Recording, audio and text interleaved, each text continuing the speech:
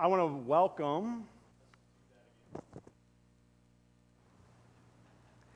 welcome all those who are joining us virtually across the nation and around the world. We are so glad that you're tuning in to Columbine United Church. We especially want to give a special welcome to all those men and women in uniform. We know that you can sometimes feel lonely and that we are here for you, and we want you to know that we are here for you. Our prayers are with you this week. Let's give them a huge round of applause.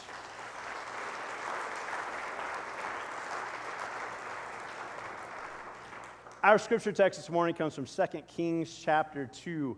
Just before God took Elijah to heaven in a whirlwind, Elijah and Elisha were on a walk from Gilgal to the river Jordan. And Elijah said to Elisha, "Stay here. God has sent me on an errand." Elisha said, "Not on your life. I'm not letting you out of my sight." So they both went.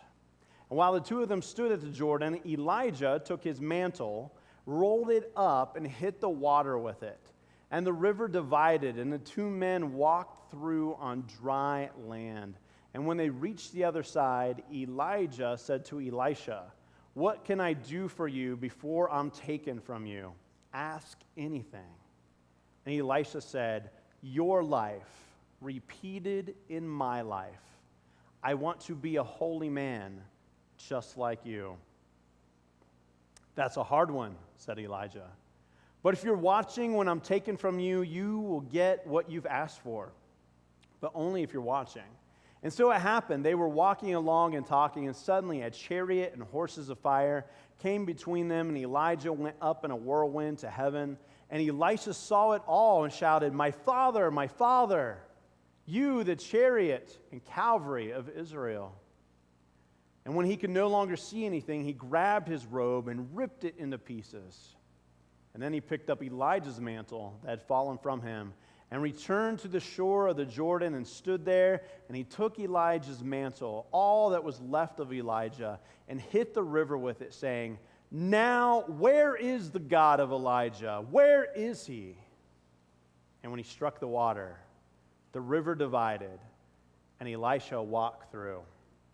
And there our scripture text ends. Let's consider how we'll apply these words to our lives this morning. My sermon title this morning is called The Mantle. It's a very interesting scripture text. It's the only time in all of the Bible that someone is taken by whirlwind up into heaven.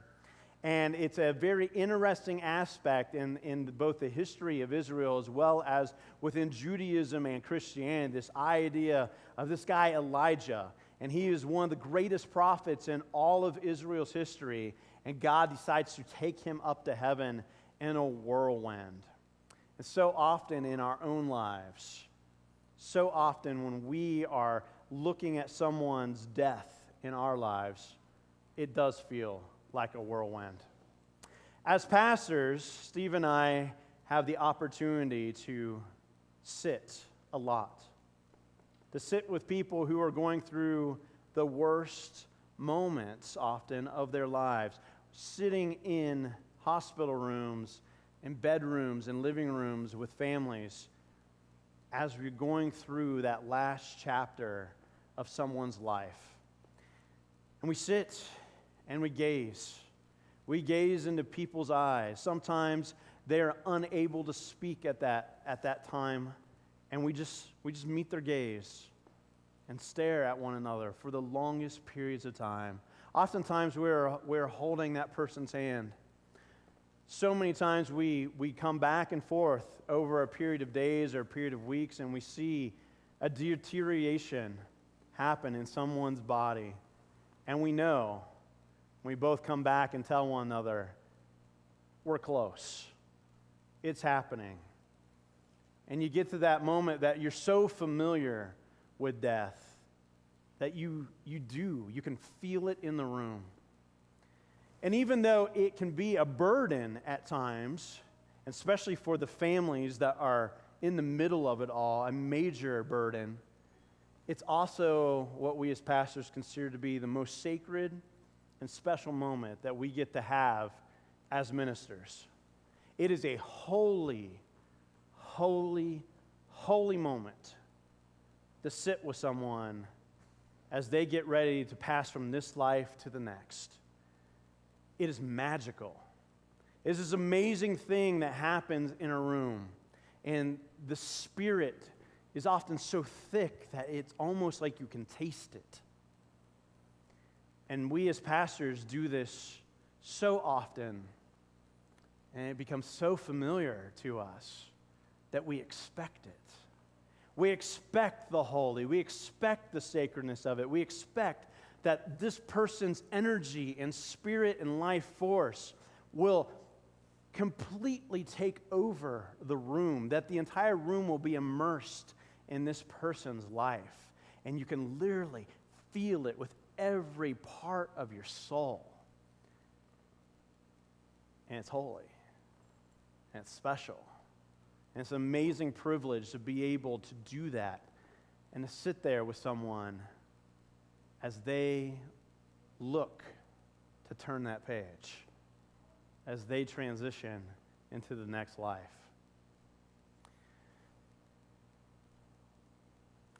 The most recent time I got to do this was with my own mother, just a few months back. And those last few weeks were really rough. As any of you who've ever gone through the hospice process, you know that there's all these drugs involved. And as a person's life begins to slip away from them, they begin to lose use of their body. And with my own mother, it got to the point where you're literally using this dropper to put drops of morphine under her tongue. And then I could do this. I did the first service. I'd hold her chin and I'd hold her mouth closed as that morphine dripped down the back of her throat. And for the first time in my life, I got to take care of my mother in the same way as she took care of me as a kid. And we cared for her over and over again, hour after hour, doing all these things that you just never imagined having to do. And although it was a burden, and although there was an immense amount of pain, and although there's all this suffering that's literally exhausting the room in some ways, it's also sacred and beautiful and special and something I would never trade away, ever. Because in those moments, there is a transfer of someone's spirit from themselves to you. There is an energy that literally transports itself from that person's body into yours. And their life, and every great and beautiful and good thing about it, is now placed on you. And you have the privilege and responsibility of carrying that spirit, of carrying that person into the rest of the world. You have the privilege of taking that person's very essence and dispensing it to the rest of humanity. And in it, you begin to change your own life and the lives of the people that you encounter each and every moment. It's as if their life is lived through yours. And this story that we read today of Elijah and Elisha is this moment. Elijah knows that God is going to take him, is going to take his life on that day, and he says, I'm going to go run an errand, Elisha. Won't you stay behind?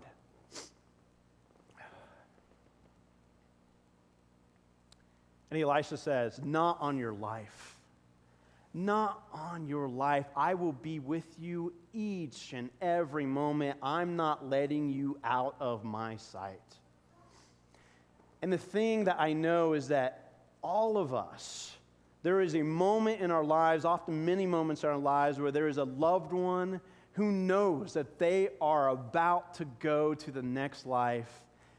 And almost all of them will say, I'm all right. I'm okay.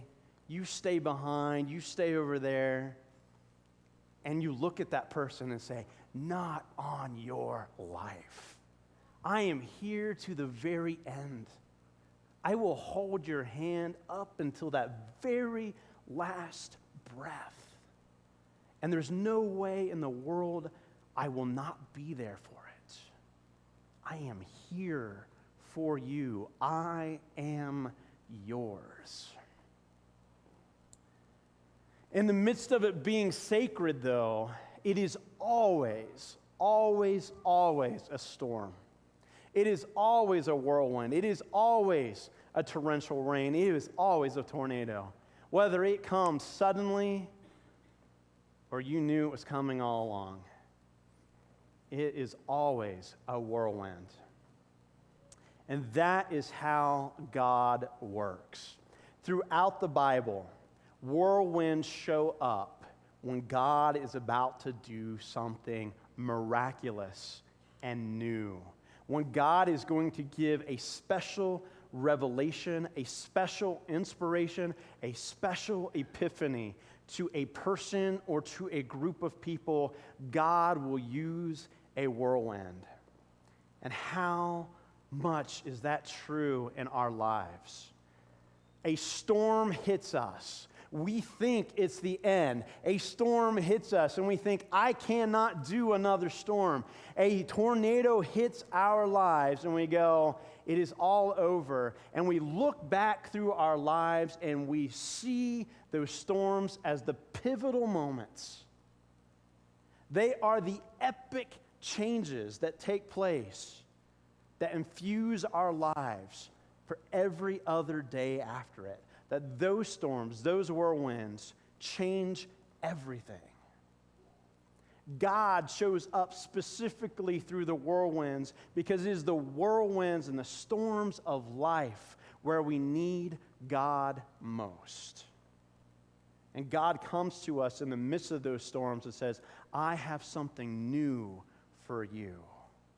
I have some inspiration for you, and especially in the times of life where that loved one has passed on, God comes to us and says, live this person's life. Live out of their energy. Live out of their spirit. Live out of that force. Put it into your life and see what happens. But they're big shoes to fill.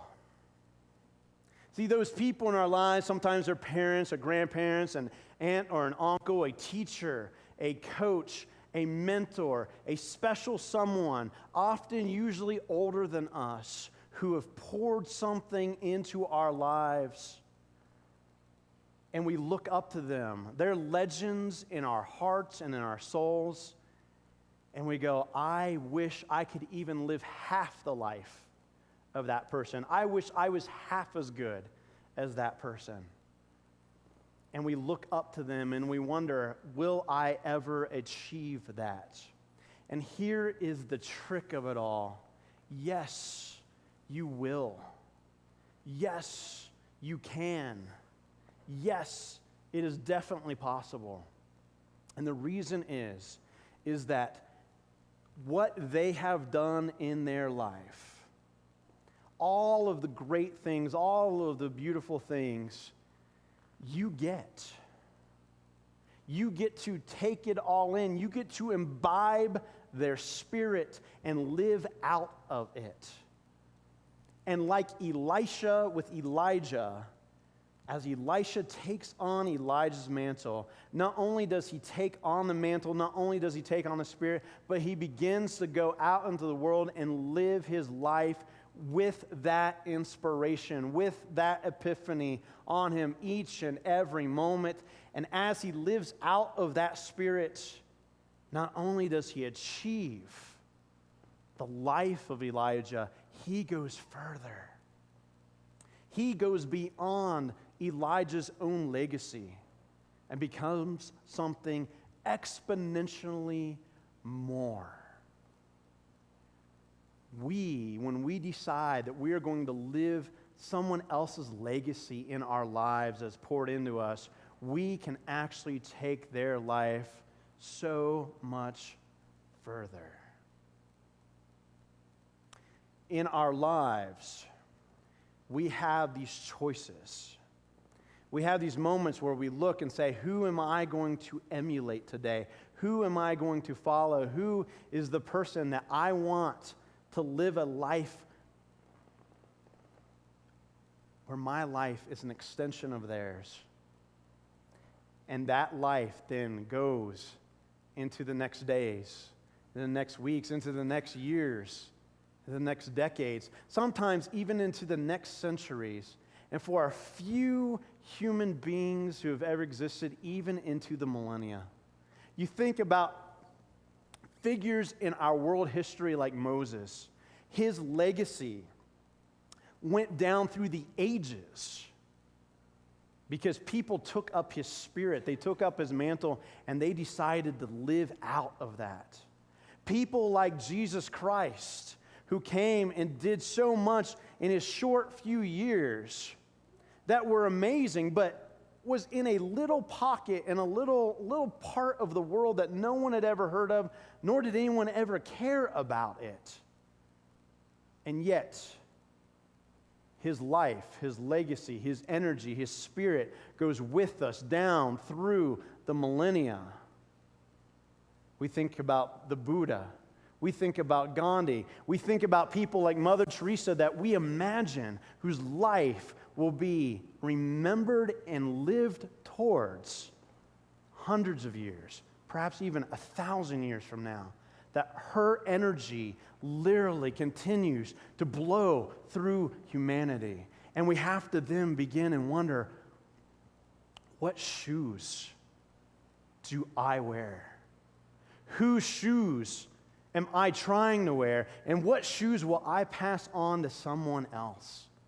Who are the people in my life that I look at and I say, this person, I want to be like them? And who are the people in my life who look at me and say, I want just even a little bit of his spirit.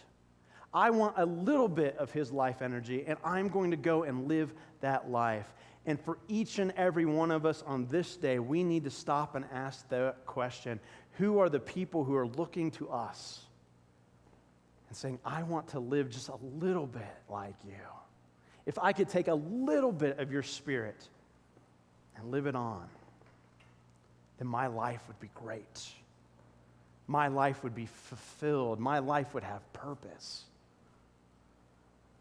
For every shoe that we are trying to fill, there is someone else trying to fit into our big shoes. And I say, grow some big feet and walk in those huge feet. Do something that is amazing. Do something that brings a legacy. Elijah and Elisha, these are two people, one whose names are so similar to one another, and I don't think that's by accident. Because when one person decides to live out of the energy and spirit of another person, there's so much overlap to their lives. Even in the midst of their differences, you go, I see this other person in you. I can see the impact that they had on your life. I can see how you're living big through that person's energy. Elijah is considered to be the second greatest prophet in all of Israel's history, second only to Moses. This guy is huge in the legend of the Jewish religion and the Jewish faith and the Christian faith. And yet, when you read through the biblical stories, Elisha lives a better and bigger life than Elijah ever did. Elijah was powerful. Elijah, in fact, was the only prophet in all of Israel and Judah who was willing to stand up to King Ahab and Queen Jezebel, who are considered to be the worst of the kings and queens of Israel. They are the ones who led the people away from God, and they were considered to be abhorrent to God. And Elijah was the only person in the entire land who was willing to stand up against him. And Elijah was taken then from place to place as he fled from Queen Jezebel, because she said, I will hunt you down. There is no place in all of the land where I will not find you. There is not a hiding place that is small enough that you can find where I will not eventually find you. And God took Elijah from place to place, hiding him at each and every moment of his life. And in each of those places, he made huge impacts on people's lives. He did things that were so miraculous that it changed entire communities of people. And yet, in the middle of it all, Elijah was bitter. Elijah the Great was bitter. Elijah the Great was completely sour on life. He was completely sour on people. He had given up on God's people. He had decided that they were never going to turn towards God, and that God should wipe them out, and he should kill Elijah too. That was Elijah's wish almost each and every turn in the story. He asked God to let him die rather than having to serve the people. So as immense and great as Elijah was and all the great things he did, in the middle of it all, he was a bitter old man. And he found no happiness in his life. And in the end of it, God sends him Elisha, this young guy who is going to be mentored by Elijah, who's going to become this great prophet. And Elisha learns from Elijah, and he goes along with him each and every moment. And there at the end, he even calls out, my father, because he becomes so close to Elijah. But Elisha takes the mantle from Elijah and goes and crosses the Jordan. And he strikes it, and it parts. And he crosses over, and from that day on, he begins to do great and miraculous things to the people that he encounters, with one difference. He loved the people. He found meaning and fulfillment. He did not die an old, bitter man. He found fulfillment. He found grace. He had compassion. He could see that people had a light side to them, that people had a potential, that people had a possibility. And so Elisha takes the spirit of Elijah and then goes and lives a better life because of Elijah. In our lives, there are multiple batons that are handed to us and that we will hand off. And the question is, which one will you reach out and grasp? Is it a baton of bitterness? Is it a baton of negativity? Or is it a baton where you say, I am going to run with this. I'm going to live the best parts of this person's life and their legacy, and I'm going to run free with it. I'm going to take it to places they never imagined were possible. My mother was a mother of batons. She handed them out to not just me, not just her children, but almost every person in her life. She was handing off something special to her, to them, and saying to them, go and live an amazing life. My mother looked at me over and over and over again in those last few days and last few hours, and with every ounce of energy she could bring to herself, she would look at me and say, I am proud of you. I am proud of you. And I heard my mother say those words to me over and over and over again over my 36 years of life. She would look at me and say, I am proud of you. But in those last moments, it wasn't just that she was proud of me. She was trying to pass on those words through me. She wanted me to take those words and take them out into the world because she knew the power of those words when you look at someone and say, I am proud of you. You amaze me. I love you. You are incredible. You are beautiful. You can do it. She was passing on the power and the legacy of doing that to so many different people in her life. And she was looking at me and saying, be this kind of person. Be the kind of person who looks at people and is willing to say those words, not just to your children, not just to the most special people in your life, but also to others, because it will empower them to live. We have batons.